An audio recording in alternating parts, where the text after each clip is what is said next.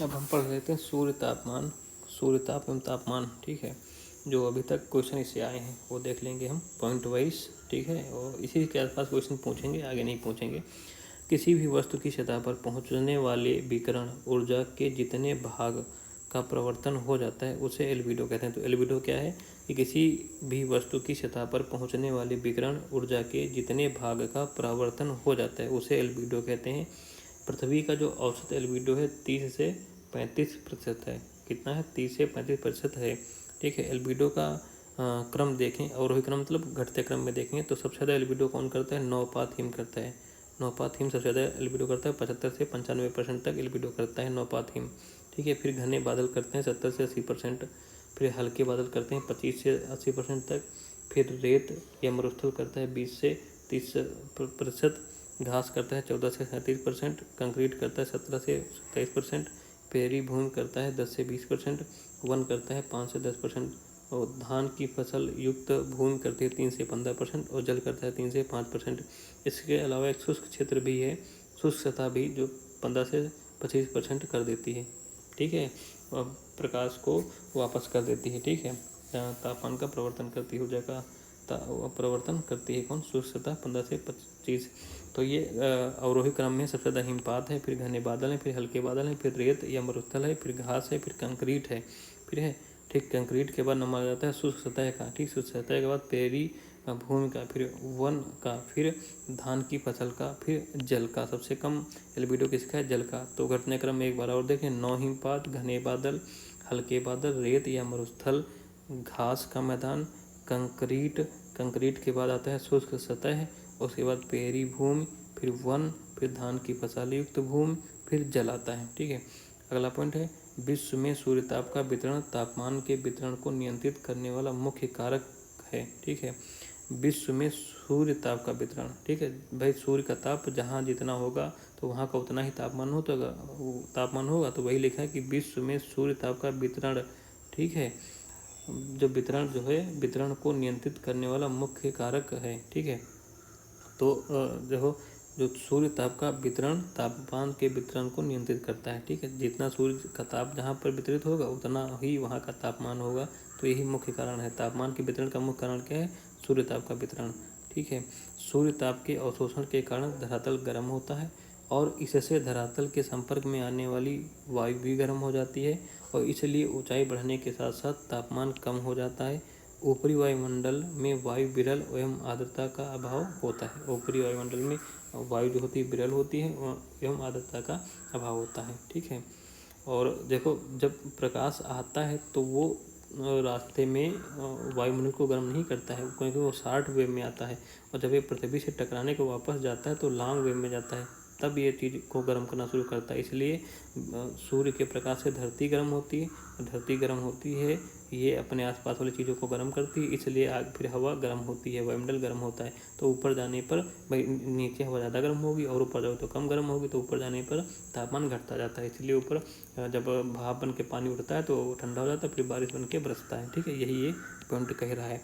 सागर का आकार जितना बड़ा हो जाता है वार्षिक तापांतर उतना ही घटता जाता है। तो सागर जितना बड़ा होगा उसका तापांतर उतना ही कम होगा। भाई अगर लोटे में पानी रखोगे तो जल्दी गर्म ठंडा होगा, अगर बाल्टी में पानी रखोगे तो देर में गर्म और देर में ठंडा होगा, उसमें ज़्यादा तापमान की आवश्यकता होगी। तो इसी से याद रखो कि सागर जितना बड़ा है उसका तापांतर उतना ही कम होगा। जैसे अटलांटिक महासागर का तापांतर ज़्यादा है प्रशांत महासागर से। ठीक है, अटलांटिक महासागर का तापांतर ज़्यादा है प्रशांत महासागर से, क्योंकि भाई प्रशांत महासागर ज़्यादा बड़ा है ना, तो इसका तापांतर कम होगा। उत्तरी गोलार्ध में तापांतर ज़्यादा है दक्षिणी गोलार्ध में, क्योंकि दक्षिणी गोलार्ध में पानी ज़्यादा है, उत्तरी गोलार्ध में पानी कम है। तो तापांतर किसका ज़्यादा रहेगा? जहाँ पानी कम है, तो उत्तरी गोलार्ध में पानी कम है, तो इसलिए इसका तापांतर ज़्यादा है दक्षिणी गोलार्ध से। तो ये याद रखना, सागर जितना बड़ा होगा उसका तापांतर उतना ही कम होगा। ठीक है, फिर अगला, सामान्यतः भूमध्य रेखा से उच्च अक्षांशों की ओर औसत तापक्रम कम होता जाता है। अगर भूमध्य रेखा से उच्च अक्षांशों की ओर जाएंगे तो सामान्य रूप से तापमान क्या होता जाएगा? कम होता जाएगा। ठीक है, ठीक है, तापक्रम कम होता जाएगा। परंतु अधिकतम सूर्य ताप प्राप्त करने वाली तापीय विषुवत रेखा भूमध्य रेखा पर नहीं है, लेकिन अधिकतम सूर्य ताप प्राप्त करने वाली ठीक है, तापीय विषुवत रेखा भूमध्य रेखा पर नहीं है। ठीक है, वो न होकर 20 अंश उत्तरी अक्षांश पर स्थित है। तो जो विश्व में सबसे ज़्यादा तापांतर रहता है, मतलब ताप जो प्राप्त करता है वो 20 अंश उत्तरी अक्षांश रेखा है। भूमध्य रेखा पर क्यों नहीं? क्योंकि सीधे ताप पूरा 24 घंटा सूर्य, जैसे 12 घंटा का दिन होता है यहाँ पर, तो पूरा सूर्य सीधे चमकता है। तो यहाँ पर भूमध्य रेखा पर क्यों नहीं पृथ्वी के? क्योंकि यहाँ पर बादल ज़्यादा रहते हैं, क्योंकि गर्मी रहती है तो बादल रहते हैं। तो बादल क्या करते हैं, हमने देखा कि ताप को प्रवर्तित कर देते हैं। इसलिए सबसे ज़्यादा तापमान कहाँ रहता है? 20 अंश उत्तरी अक्षांश पर, दक्षिणी नहीं उत्तरी अक्षांश पर, ये ध्यान रखना। मेघी रातों में वायुमंडल में जलवाष्प की मात्रा साफ रातों की अपेक्षा अधिक होती है। मेघी रातों में वायुमंडल में जलवाष्प की मात्रा साफ रातों की अपेक्षा अधिक होती है।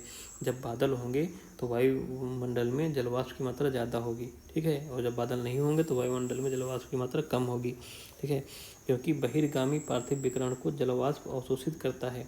फलस्वरूप मेघी रातें अपेक्षाकृत अधिक गर्म महसूस होती हैं। इसलिए मेघी रातें अपेक्षाकृत अधिक गर्म महसूस होती हैं। इसके अतिरिक्त साफ रातों में वायुमंडल में जलवाष्प की कमी के कारण रात्रि के समय पार्थिव विकिरण आसानी से शून्य में चला जाता है। जब बादल नहीं होंगे तो पार्थिव विकिरण जो जा रहा है वो टकराएगा नहीं बादल से, सीधे अंतरिक्ष में चला जाएगा, शून्य में चला जाता है, ठीक है, शून्य में चला जाता है और रातें ठंडी महसूस होती हैं। वास्तव में वायुमंडल ग्रीन हाउस की तरह व्यवहार करता है। वायुमंडल भी ग्रीन हाउस की तरह व्यवहार करता है। ग्रीन हाउस में क्या होता है, प्रकाश आ जाता है, ठीक है, फिर ये यहाँ से वापस नहीं जा पाता है ग्रीन हाउस में, ठीक। तो वही होता है वायुमंडल भी ग्रीन हाउस तरफ। अगर वायुमंडल ज़्यादा घना है तो प्रकाश आ जाएगा तो वो वापस नहीं जा पाएगा। जैसे अब प्रदूषण हो रहा था, तमाम गैसें जाके पृथ्वी के ऊपर ये एक चादर बना रही हैं, ठीक है, कार्बन डाइऑक्साइड वगैरह।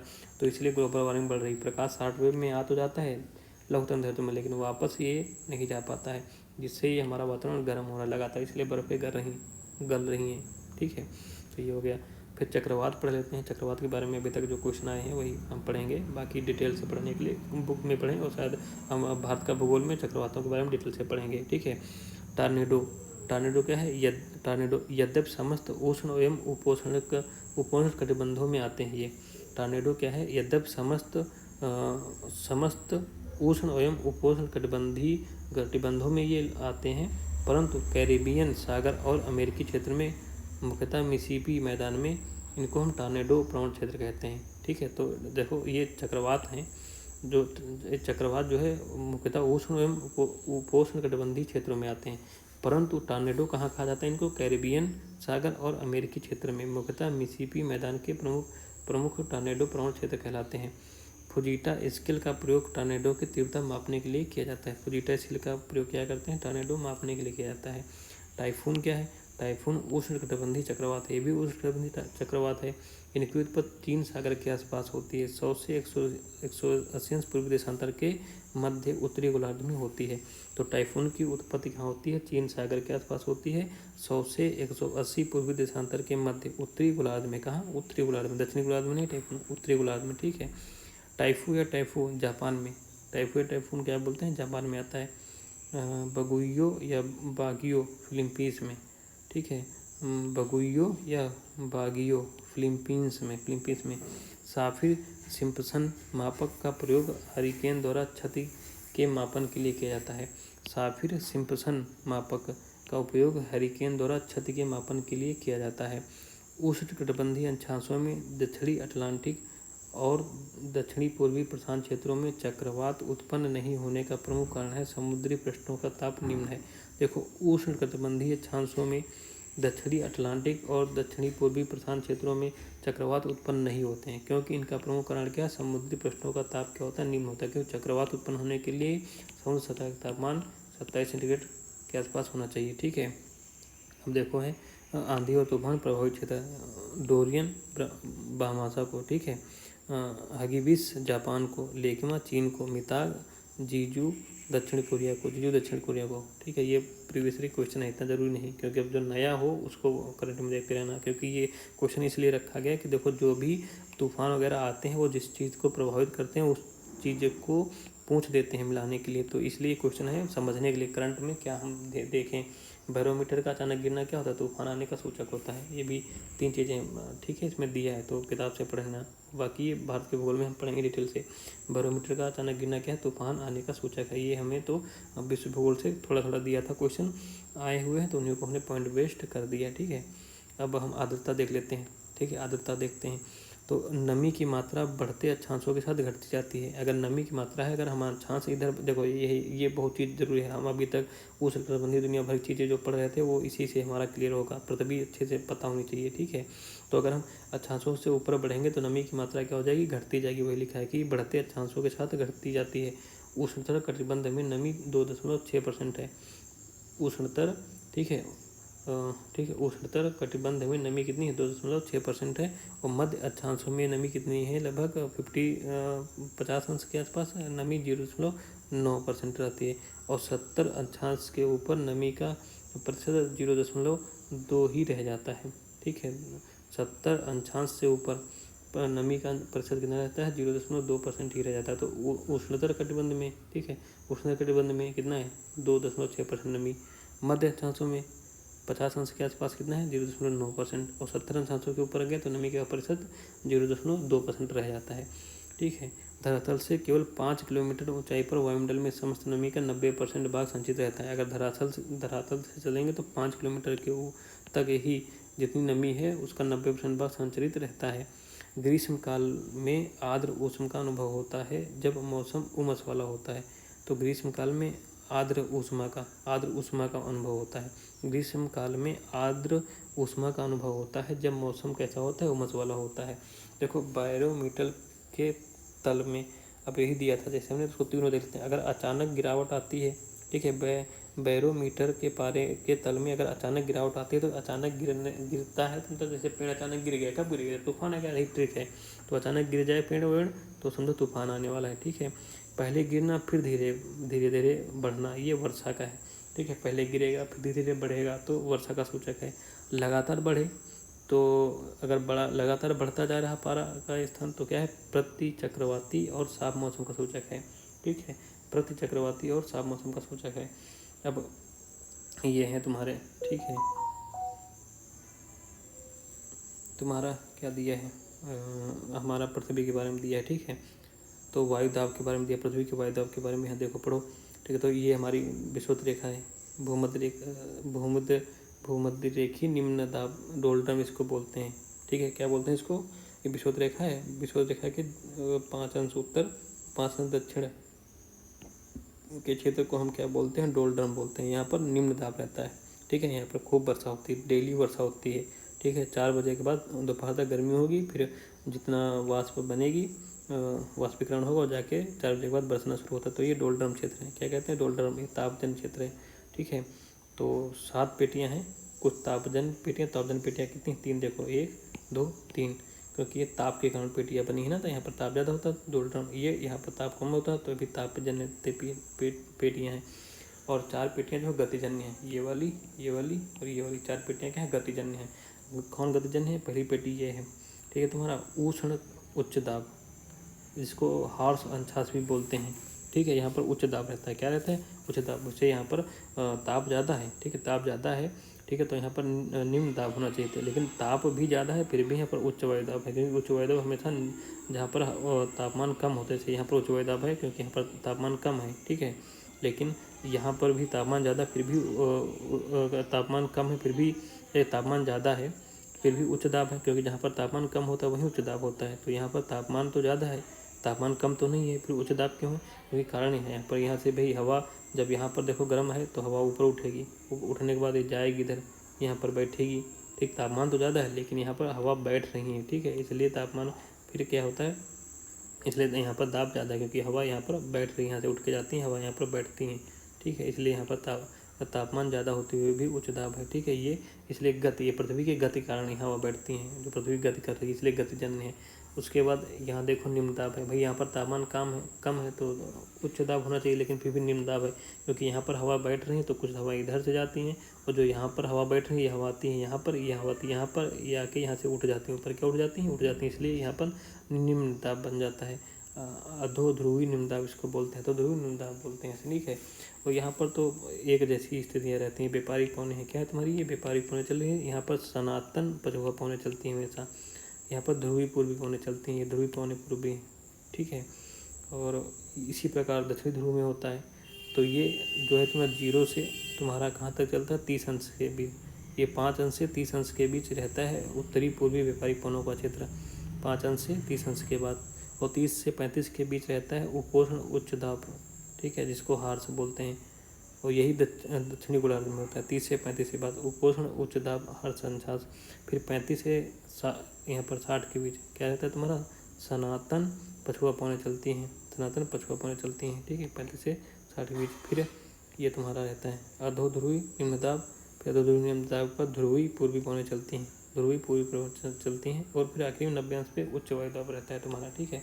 तो ये तापजन्य, ठीक है, यही चीज़ तुम्हें अंग्रेजी में दिया है तुम्हारा, मतलब क्योंकि इसको हम बोलते हैं, देखो इसको ध्रुवी पूर्वी दाब को क्या बोलेंगे हम, ठीक है, पोलर ईस्टर्लीज, क्या बोलेंगे पवनों को, ध्रुवी पूर्वी को बोलेंगे पोलर ईस्टर्लीज बोलेंगे, ठीक है। जो अधोध्रुवी है इसको हम बोलते हैं सब पोलर लो प्रेशर, सब पोलर लो प्रेशर।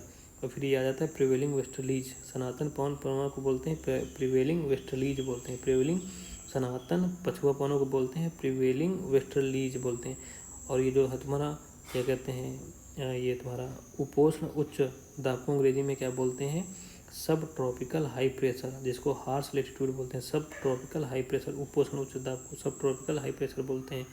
और भूमध्य रेखी, ठीक, और दक्षिणी पूर्वी व्यापारिक पवनों को क्या बोलते हैं तुम्हारा, बोलते हैं south east trade winds, south east trade winds का खूब सुने होंगे यूट्यूब वगैरह में, साउथ ईस्ट ट्रेड विंड्स, तो इसको हिंदी में दक्षिणी पूर्वी व्यापारिक पवनें बोलते हैं। भूमध्य रेखी निम्न दाब को तो डोलड्रम बोलते हैं, अंग्रेजी में भी बोलते हैं इक्वेटोरियल लो प्रेशर डोलड्रम, ठीक है। तो ये अंग्रेजी के शब्द हैं जिनको हमें याद रखना है।